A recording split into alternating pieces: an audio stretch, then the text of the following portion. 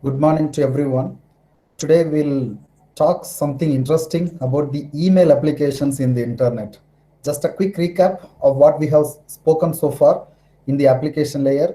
We have got into the details of hypertext transfer protocol version 1.0 and 1.1.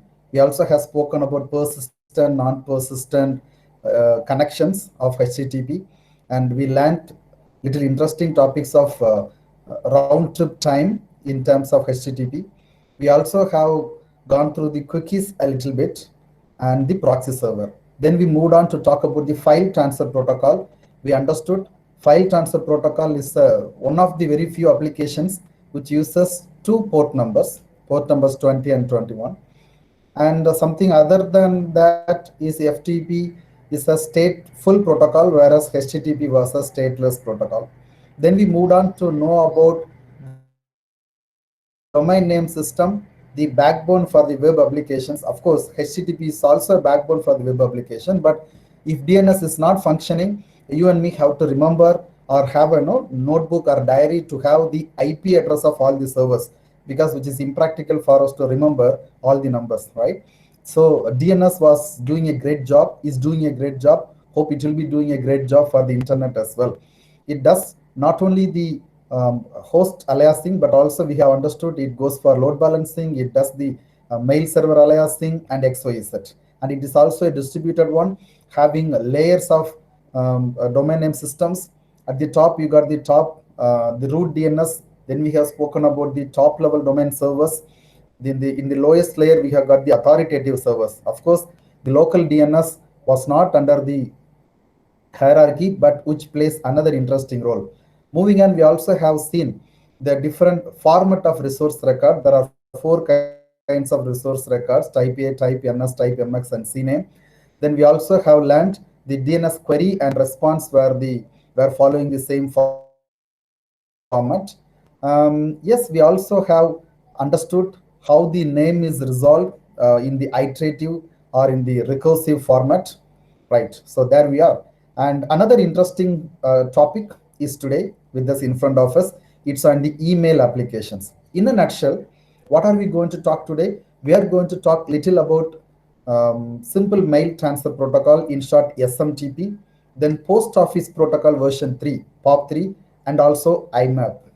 Right? Let's move on.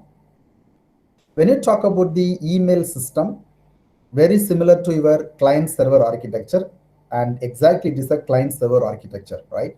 So you got your user agent is your own client machine, having, it could be a browser or it could be any third party or any application where you can compose, edit, and receive mails. That's what we call it as user agent, which runs on your client machine. Then you got the email servers, which we haven't worked earlier. We haven't focused much on what is a mail server, where is it located. No, we were least bothered about the mail services and mail servers.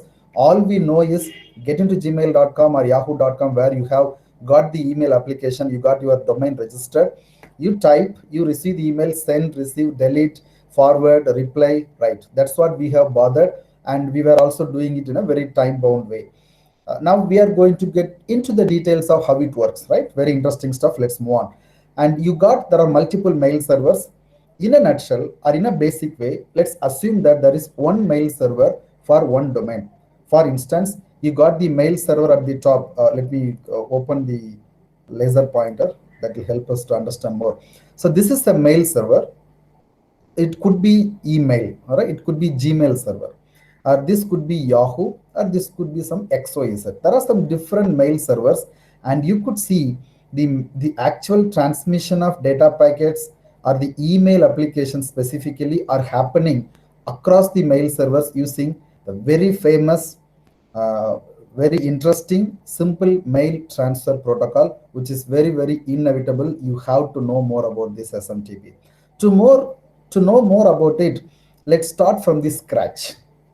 Right, we'll take the first scenario, very basic scenario. What's happening in that basic scenario? Assume that your mail server is in your laptop or in your desktop, right? So very simple one. The sender and the receiver are in the same system or in the same server. Let me talk that way. or in general in a same computer, right? So what happens in that case? You have got a mail server running in that machine. The client user agent is connected. This the server or the receiver user agent is connected, and these two are communicating using that mail server. So when the sender and the receiver of these email applications are in the same machine, we do not want any transport protocols, right? Because the client, or I'm sorry, the sender and the receiver are connected to the same machine. All we need to use only two agents. Who are those? One user agent for the sender, the another user agent for the client. Very simple. Unfortunately, this is not in practice. Okay, this is not useful. But anyway, just to know the basics of it. Let's move on to the second scenario. We make it little complicated. All right, we add little more. What happens? You have got a machine, you have got another machine. We call it as the Alice and Bob, or the sender and the receiver, but they are separated and they are connected using the internet. All right. So what happens now? Obviously, there should be the requirement of mail servers. All right. You can't do anything more. So when the sender and the receiver of the email are on different mail servers, one is, as I said, could be the email or a Gmail server. The other one could be from the Yahoo server, and we need at least two user agents. Earlier, it was the mail user agent. We call it as MUA. MUA stands for mail user agent. The second user agent or the second agent comes into picture. They are transfer agent. All right, please remember the second agent which comes into picture is mail transfer agent. Earlier, we have spoken about mail user agent. Now we speak about mail transfer agent. Who is this mail transfer agent? He is responsible to get the email from the queue or from the server, takes it, and through XOZ protocol. Who is that XOZ? We'll see shortly. Through that protocol, he is sending the email from this server to the other server. All right. In this example, this graphics is very interesting. You got your user agent as similar to the earlier case. You got the receiver here having user agent very similar to the previous case. He is sending the email. Fine.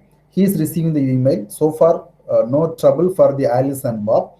But what exactly happens inside? They are separated by different servers. Now, you need to have a mail transfer agent who receives your email, put it in this pool. You can think of a pigeon hole. You might be remembering if you have visited my office in the second floor or third floor, my office, I have placed a pigeon hole where the name of the faculty members would be sticked, and everyone will be given a space of close to having some two books can be kept in that. It's like a rack. We call it as a pigeon hole rack, where faculty can keep their books or any other related papers. So when a circular comes, when office order comes, anything comes for the specific faculty, we used to keep it that. Just imagine that in the same way, you got a separate boxes in the server for each and every account. So the email which is sent from by the Alice is kept in that rack. We call it as a mailbox, in other words, and it's there. Now it's the mail transfer agent who takes the responsibility of carrying this to the other side through a third party protocol. Now through the another protocol, right? We'll go to the other side. Yes, there is another server. This is the server which is running here. It has a receiver. It receives it, put it in the box. Now this client may be having the place of the first box. The other person may be the third person, may be using the second box. So these mailboxes are going to have, look, this is your mail. You can receive it. All right. So this is the second scenario where we have introduced the second agent, mail transfer agent.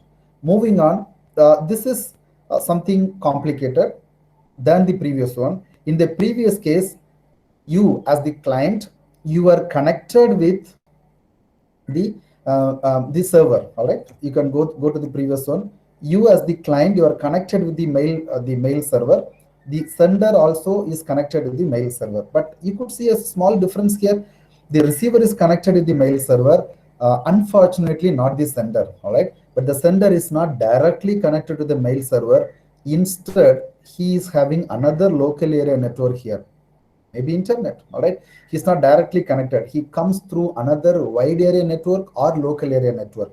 Now, there is a requirement which clearly is shown here that there should be somebody residing here, taking this file and transfer here.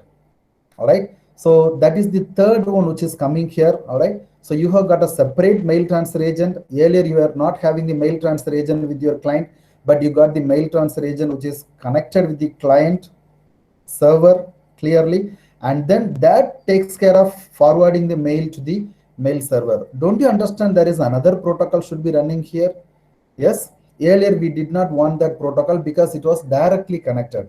Now somebody has to carry the email to the other side. All right, so we need a protocol. We require a protocol here, otherwise the story is simple. Let's go to the final one, the fourth scenario.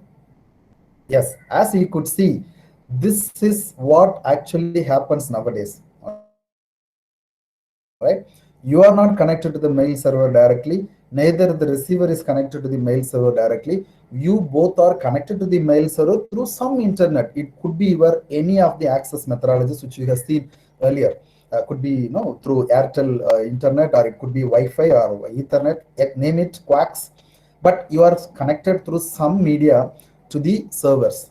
Now, don't you understand? We have got one. We require one more client. Yes. So we have got the third one, that is mail access agent. All right. So this mail access agent is required here when you have to deliver a packet. All right. So this is what we are going to explore today.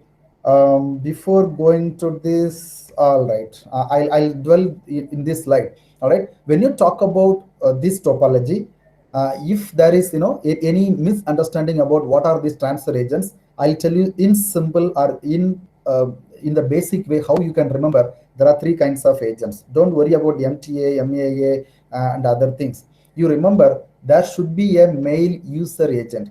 Who is the mail user agent? Mail user agent is connected, it is available at the client side. All right, and then the second agent is mail transfer agent. Who is this mail transfer agent? Mail transfer agent does at least two things. One is it receives the email from the sender, stores it in the server, and if required, the mail has to be transferred to the other side, and the MTA, mail transfer agent of the sender server, mail transfer agent of the receiver server have to communicate. They have to handshake each other. So here you got the mail transfer agent. And finally, the mail has to be delivered. All right. We call it as mail delivery agent. Though the word is not used here, it is replaced by MAA, mail access agent. We can call it as mail delivery agent so that you can easily understand it. All right. This mail delivery agent is normally available at the receiver side. The receiver client is connected to its server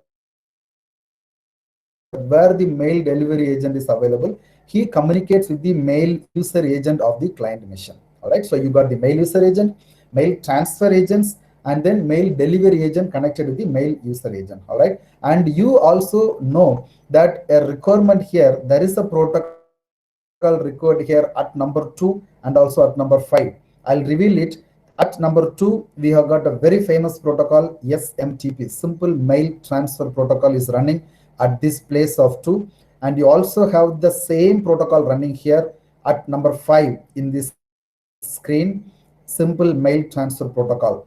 And on this place, at this place, number 8, you don't have the SMTP. You got either POP3 or IMAP. POP3 stands for Post Office Protocol. IMAP stands for Internet Mail Access Protocol, right? So Simple Mail Transfer Protocol takes the burden of taking the email from the client to the server and transferring the emails from one server to the other server is taken care by SMTP. And taking the email from one server to the client, to the receiver, is taken care by post office protocol, that is POP3 in short, or IMAP. Based on your requirement, the administrator can configure it. All right, just wanted to distinguish what is a push and pull protocol, right? So when you talk about the SMTP, it is a push protocol, which means as soon as I type an email in my client machine, I send, for instance, I'm sending an email to my registrar, right? So I type an email to registrar@karunya.edu and I send. It is a push protocol, whether he likes it or not. All right, he can put it in spam, that's a different story. But it is pushed to his inbox. All right, but the mail is not going to be delivered to him until he logs in and receive the email. Once you press the inbox button, if you are having the client, you just put click a button called receive button or a sync button in some of the applications. Unless it is done, if automatic sync is not there, he has to pull the data. All right, so push protocol and pull protocol have their own interesting mechanism and the scenario behind it. So when you talk about the SMTP, this push one, and when you talk about the POP3 or IMAP protocol, they are the pull protocol. So they have their own important things, the advantages and the requirements of why it should be a push protocol, why it should be a pull protocol. All right. So moving on. This is a quick screen which will help us to compare the three protocols which we have come across so far. HTTP port number is known to us 80, FTP uses 2021, SMTP uses 25. Okay, simple mail transfer protocol uses port number 25. This is a new term which we are learning today. And the type of band, HTTP uses in-band for all communication. FTP uses the control for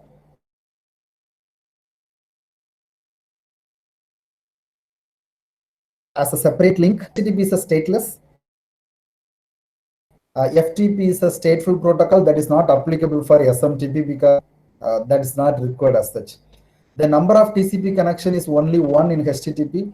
In FTP, there are two. One is for control, the other one is for data connection. In SMTP, on one TCP connection, TCP packets can travel. Then type of TCP connection can be both persistent and non-persistent. In FTP, it is persistent for control. Please remember, for every of the objects to be taken from the other side using FTP, you will go for a separate TCP connection. But control connection remains same till the transmission happens, till the transmission is completed. But in SMTP, it's going to be persistent. And type of protocol, SMTP is generally a push protocol, whereas HTTP is a pull protocol. All right. And finally, type of transfer, we know that it is between the web server, between the file servers, and between the mail servers, right? So this screen would help you to get to know in a nutshell the similarities and the differences among HTTP, FTP, and SMTP. Moving on, it's a simple interaction between the client and the server. There is nothing to explain by the instructor here, but anyway, for the completion's sake, I have used this screen. So there are some keywords I have given. S stands for server and the C stands for client. So the server name is hamburger.edu, which is the name of the server, the URL of the server, and the client is running at the URL crits.fr. All right, and he sends a hello message, and the server responds. All right, it is very similar to you talk to a stranger. When you talk to him, you are supposed to introduce yourself, and he has to say, yes, how are you, how doing, and then only you will continue your communication. In the same way, this is also going to be knowing each other step. And then the client says there is a mail from this particular alice@crits.fr. The other person, the sender, checks it. He says, okay, you can send it. Then this is the to ID. This is the to address. The server says yes. Recipient is also okay. I know that domain. Then the actual data transmission happens, and it also server also indicates, put a dot so that I can understand your message is completed. Anyway, it's a casual interaction, right? And then once it is all done, who quits it? It is the client who quits it, which means he closes the connection, and the server also closes the whole connection. This is a simple interaction between the SMTP client and SMTP server. All right, what else we have? I have said already, from the client to the sender's email. Okay, it could be Gmail, this could be Yahoo, as I have mentioned earlier. So you got the SMTP protocol running here, and you also have the SMTP protocol between the servers. From the server to the user agent, you got the access protocols called POP or IMAP. All right, so what is that POP protocol? What is that IMAP protocol? Very simple, sir. We know, we have learned little about simple mail transfer protocol. An additional point is that it uses 7-bit ASCII format of the message, and every of the message is taken as a single bundle. We call it as encapsulation. The whole of the message is encapsulated and then it is sent across from one place to another place. All right, that's about SMTP. What about POP? It is helping you, or it includes something called authorization. What is that authorization? Somebody wants to pull the email from the server, he has to authorize himself. Once he is able to authorize himself, he can download it. And in a nutshell, what is the speciality of IMAP? Whatever can be done by POP, Post Office Protocol, can be done by IMAP. Little more than that. What's that? It can help you to organize your messages as separate folders. Now this gives you a hint how whether you are using POP3 or IMAP in nowadays applications, right? I don't see much of interesting stuff here, though it's very simple for anyone to understand. What happens in the case of POP3 protocol? Server is available at a particular place. User gives the username as Bob, and the server says okay. Then he gives the password. He agrees the password is correct and it is approved. After that, the client and the server interacts by using the HTTP. I'm sorry, the POP3 protocol. So there is a command called list. It's very similar to your DAR message. Retrieve is similar to download. You can delete it and then you can come out. All right. These are the simple and fundamental operations which anyone can do with the POP3 protocols. And IMAP, as I said, the keyword here is it keeps all the messages one place at server. The second one, it helps you to organize messages in folders. That's the biggest advantage of having internet mail access protocol. All right. So that's all about your SMTP and POP3 protocols. So I also would like to explain the same thing by using a demonstration using Packet Tracer. Kindly allow me another 10 minutes so that I can explain to you. If the screen is not visible, kindly tell me. Jomin, whether my Packet Tracer screen is visible to you, Jomin? Yes, sir. Thank you, Jomin. Right. So I'll explain to you what topology I have created here. I have created two clients, two end machines. Let me call this person as the sender for the time being. Okay, he is the sender of the email. And we also have got the receiver, right? So he's the receiver side, he's the sender. In our explanation or demonstration, I'm going to make this person a sender and he's going to be the receiver. Now these two are connected, you see, but the only thing is, I do not want to make it complicated in this area. Instead of having it a internet or WAN or XYZ, I wanted to keep it very simple. Hence, I use the switch here. All right. And then I have got a DNS server here, domain name system server. We know domain name system also does mail server aliasing, right? So I have used the DNS server for that purpose. And I also have configured one of the servers as the server for email application. So what are the other configurations I have made? This server is given IP as 1.1. The DNS is given 1.2, probably 1.3 and 4. Right. So these are the four machines, and I'm going to use to demonstrate to you the usage of your SMTP.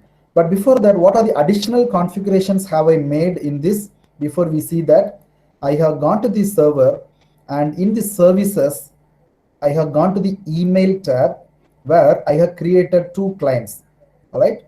I have made the SMTP service on, POP3 service also on, and I have set the name as mail.com, a random domain name, mail.com. And I have created two users. One is client 1 and client 2. They are added. You can add more users with the password here. You can delete any existing user.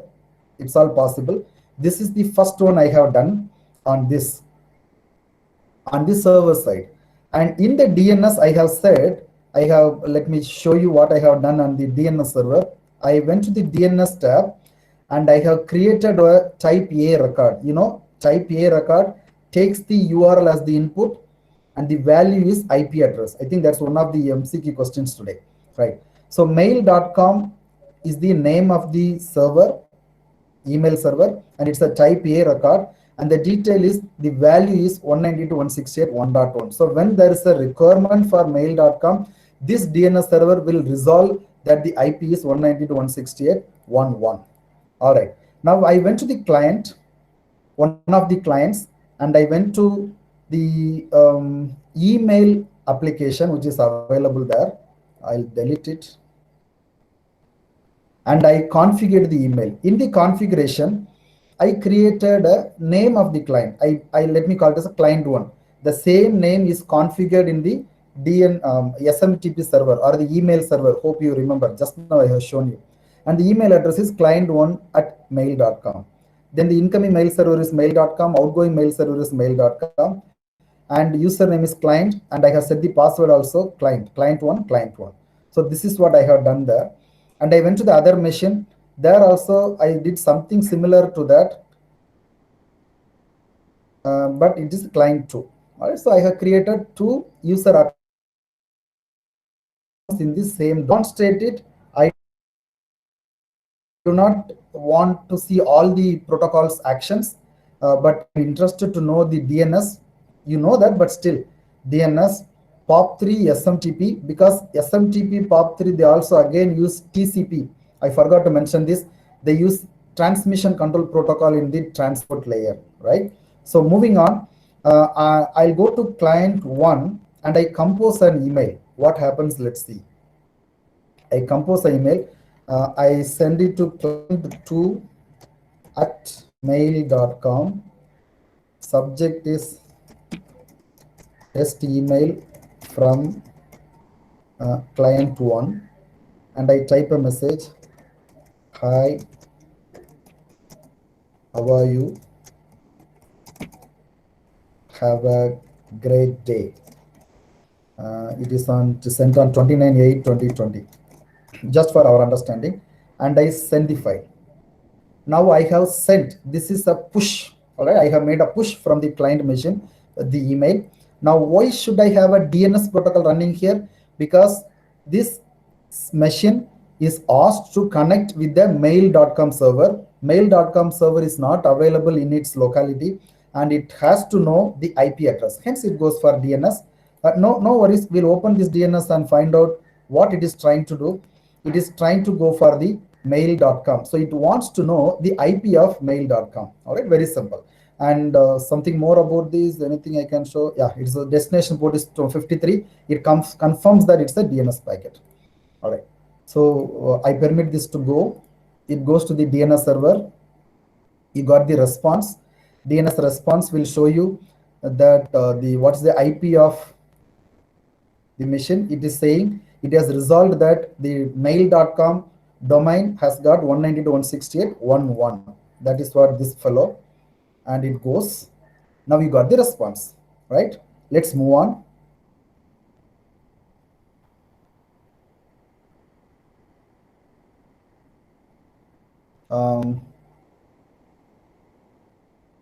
Why TCP or SMTP is not starting after DNS?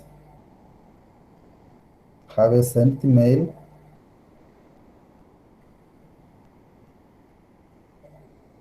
Did I send the mail? I sent it, right? Why is it happening? Just a minute, I'll try it. client2@mail.com. Test email.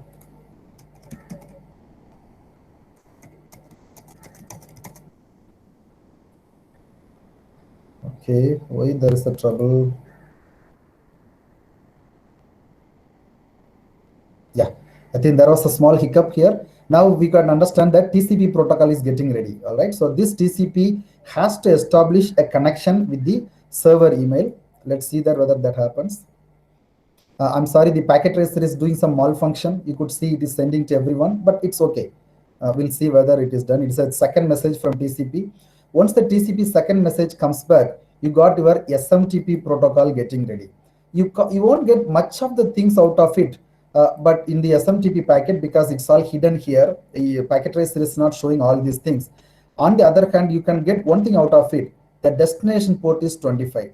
So the SMTP uses port number 25. You can learn from this as well. All right. So now the SMTP goes.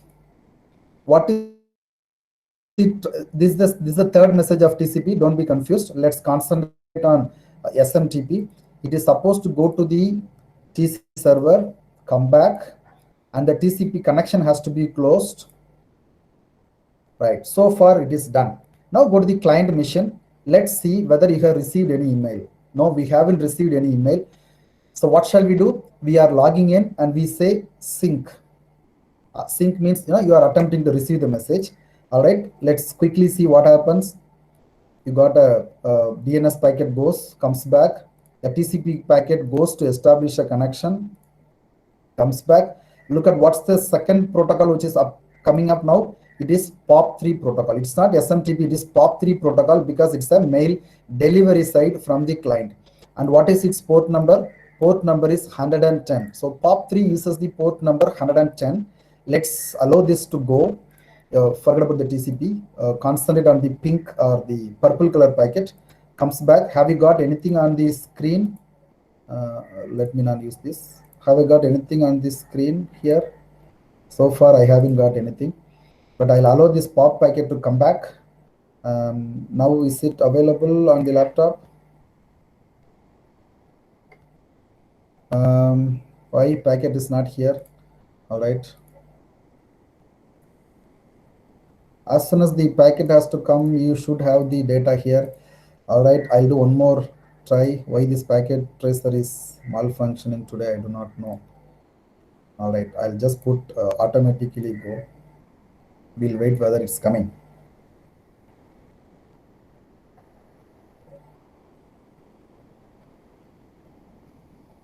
So POP3 goes.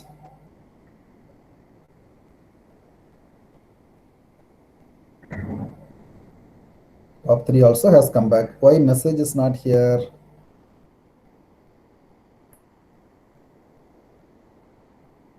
I sent the message. Why is it not here?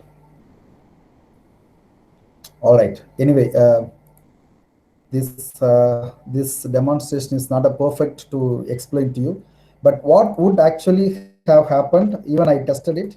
All right, in the inbox here you would have your email available here. So what I would do after the session is over, by today I will record it as a demonstration and then I will upload it in the our stream, our GCR stream. All right, so I'm sorry for what has happened that I couldn't complete it, but anyway.